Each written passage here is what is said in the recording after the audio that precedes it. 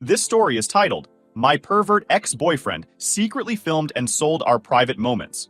When I confronted him, he said it was no big deal. Hey everyone! Before we jump into today's video, I need your help.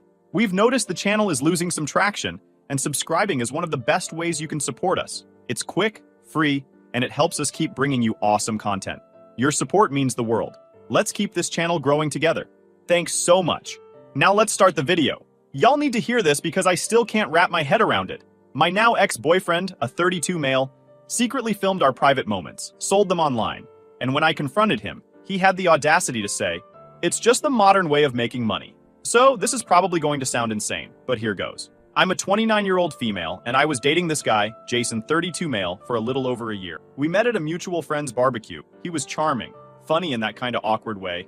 I thought he felt safe, I guess. I really thought he was different from the usual guys I'd dated. Jason wasn't some ultra-smooth guy or anything. He had a regular 9-to-5 working in IT. He liked gaming, watching football, the usual dude hobbies. I'm a project coordinator, so my life's pretty structured, and I liked that Jason was chill, easygoing, and not a high-maintenance boyfriend. The first 6 months were actually perfect. We'd have lazy Sundays watching bad reality TV, cheap dinner dates because we both weren't rolling in money, and I swear I thought this guy was the one.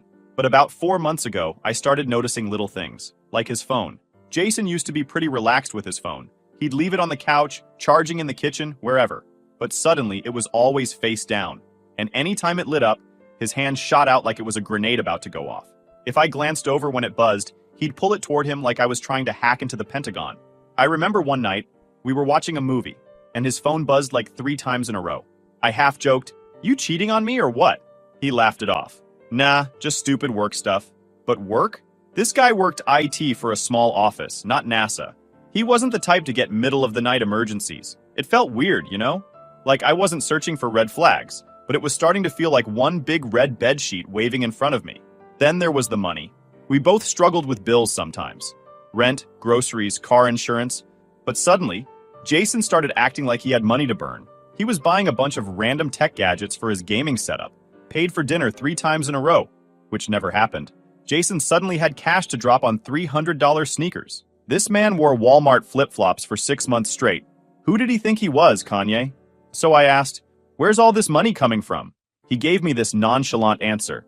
"Oh, I've got a side hustle going. Nothing big. Just helping people with tech stuff." I don't know why, but the way he brushed it off, like he didn't want me asking questions, made my stomach drop. And I get it. Everyone deserves their privacy. But when someone starts hiding shit, you start wondering why. And yeah, I tried to convince myself it wasn't a big deal. Maybe he really was just making extra cash, fixing people's computers, or setting up their Wi-Fi. But at the same time, my gut wouldn't shut up about it. It was like this constant gnawing feeling that something was wrong. Fast forward to last month. I still remember everything about that night because it's etched into my brain like a damn horror movie. We'd spent the day running errands together. Boring weekend couple stuff. Jason passed out on the couch early because apparently Costco trips are exhausting. His phone was right there, face down as usual. And I swear to God, it was like it was daring me to look at it. I hate that I even thought about it. I knew it was crossing a line, but something inside me just wouldn't let it go. So yeah, I grabbed his phone while he was snoring on the couch. And that's when my world flipped upside down. The first thing I noticed was a folder in his photos, not even hidden properly. It was like he thought I was stupid enough not to suspect him, so he didn't bother covering his tracks. You know how on iPhones there's that hidden folder? Yeah, it was right there. My hands were already shaking as I clicked it, feeling like I was doing something terrible, but I had to know. And that's when I saw the videos. Dozens of them. Videos of us. Private moments. Moments where I had no idea a camera was on. Videos that were filmed from weird angles. His nightstand, behind his laptop, even from his effing dresser. My brain couldn't even process what I was seeing. My face, my body, my voice, things that were supposed to be between us. I started panicking, clicking through, trying to figure out what the hell was going on. That's when I noticed the screen recordings of transactions, money coming in, notifications from some site I didn't recognize, something with subscriptions. And then it hit me. Jason had been posting these videos online. He was selling our private moments to strangers on the internet for money. I wanted to throw up. My whole body felt like it wasn't mine anymore. I kept scrolling, comments from subscribers talking about me like I was some damn object they bought, details about my body, what they liked about me. I saw Jason replying to them, engaging like this was some kind of sick hobby. He was even pretending to be single, using a fake name, faking a whole life. And then, the panic got worse. We lived in a small, conservative town, the kind of place where everyone knew everyone. Word spread like wildfire here. What if someone I knew saw this? What if my coworkers stumbled across it? Or one of my neighbors? I thought about people I'd gone to college with, people I ran into at the grocery store or waved to on the street. If they found these videos, my face plastered across the internet, I wouldn't just lose my dignity. I'd lose everything. I couldn't breathe. I wanted to wake him up right then and there, slap him, scream at him, something. But I was so overwhelmed I just sat there on the floor, holding his phone, shaking like a leaf. I don't know how long I stayed like that before I finally got up. I grabbed my keys and drove to my friend's place in my pajamas. I remember her opening the door, half asleep, and me just bursting into tears the second I saw her.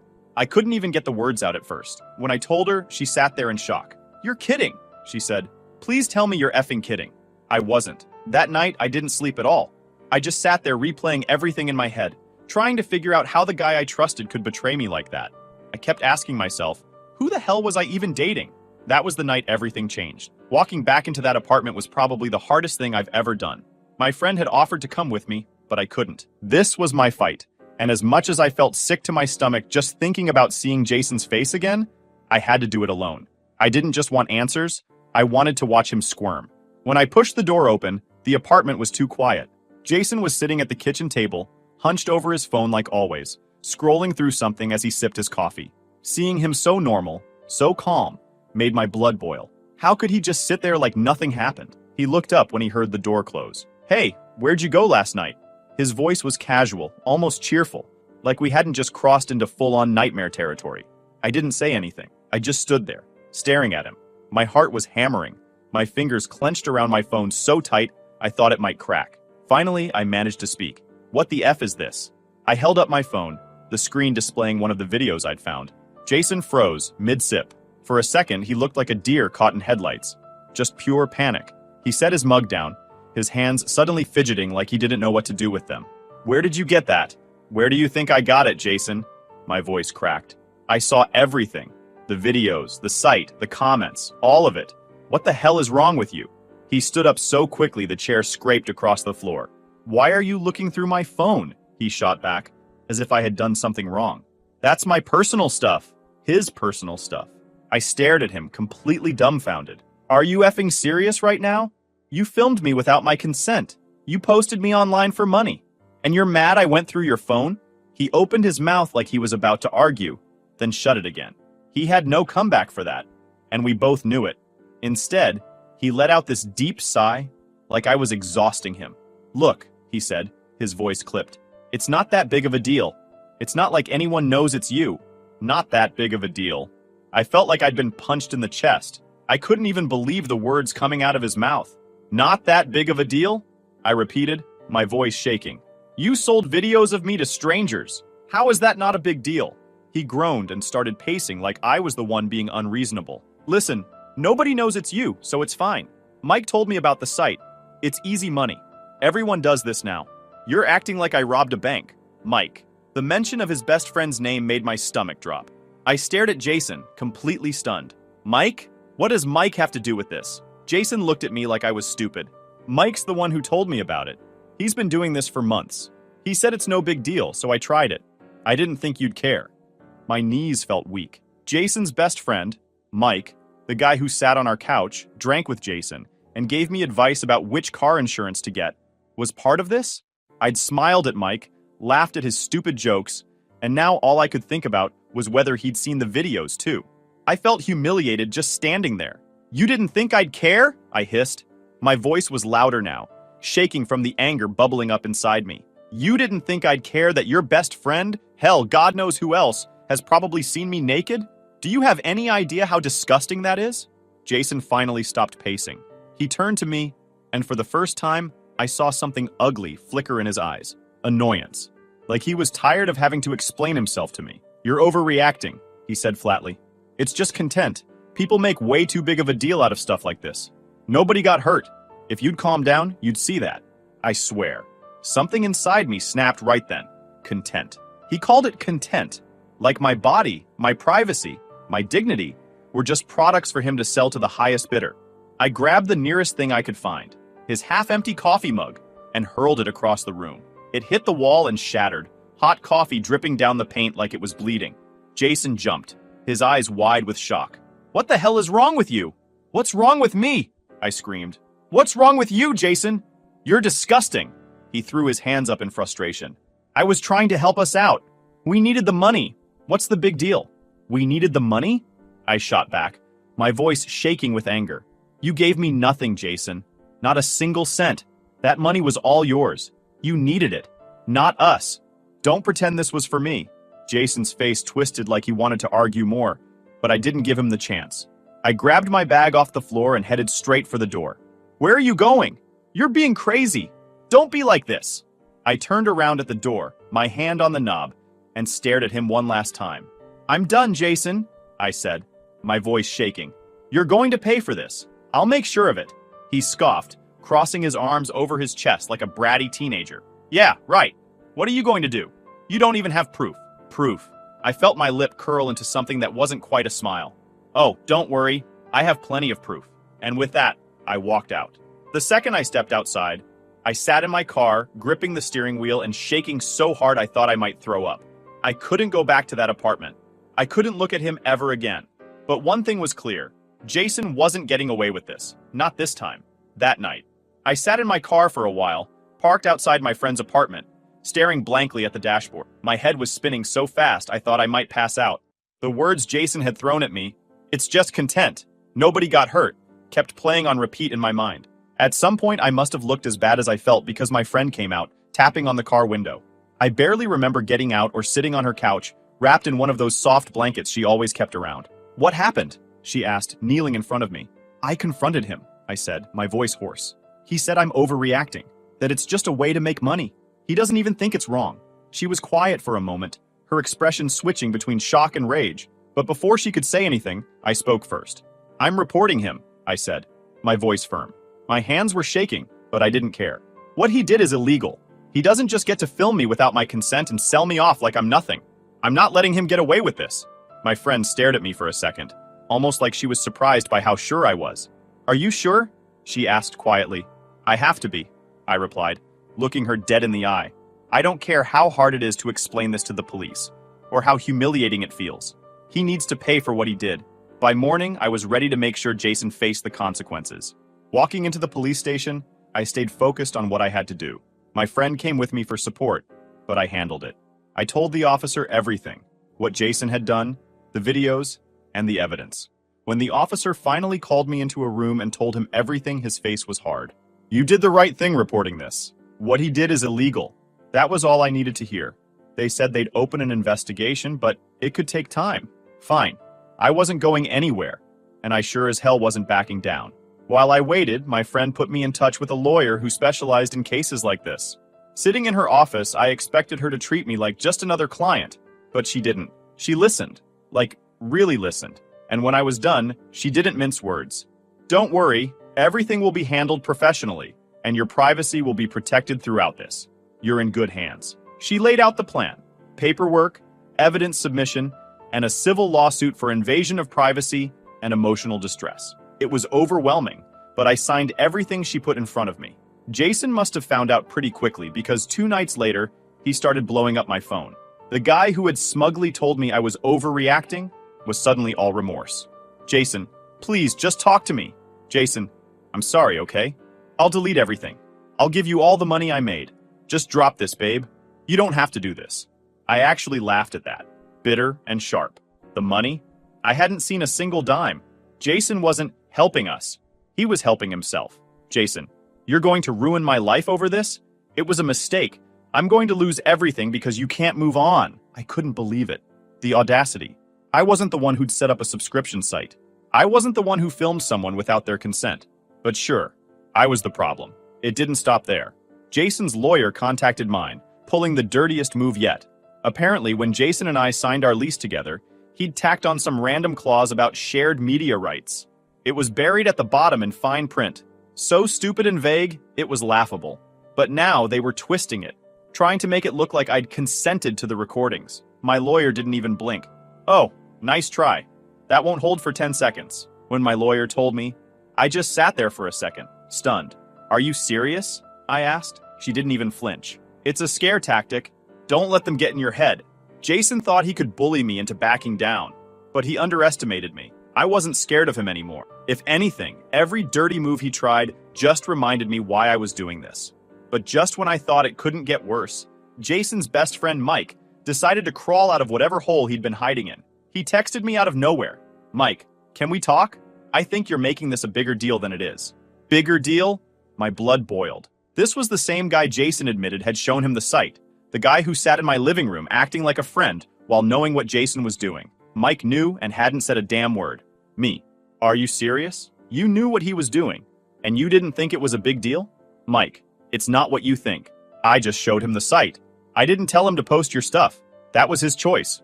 Me. You think that makes it better? You showed him how to make money doing this, and you didn't care that I never agreed to any of it. You're just as disgusting as he is. Mike left me on read after that. I didn't wait for another reply. I blocked his number without hesitation. Whatever excuse he thought he had, I didn't want to hear it. I showed my lawyer the texts, and she raised an eyebrow. These are pretty direct. He's not even trying to hide it. She told me to ignore it, but I couldn't let it go. That night, I sat scrolling through old messages between Mike and me, him asking about my job, cracking jokes, pretending to be normal. And the entire time, he knew. He probably thought it was funny. Maybe he thought I'd never find out, or worse, that I wouldn't care. That's the part that stuck with me the most. These weren't strangers hiding behind anonymous usernames. These were people I knew. Jason, Mike, people who sat at my table, ate my food, and smiled in my face. That's when I started feeling angry. Really angry. The investigation dragged on, but I didn't care how long it took. Every time Jason pulled another trick, like trying to play victim, like blaming me for ruining his life, it just fueled me more. I wasn't backing down, not this time. He wanted to sell me? Fine. I'd make damn sure he paid for every cent he made off me and then some. The next day, the police reached out.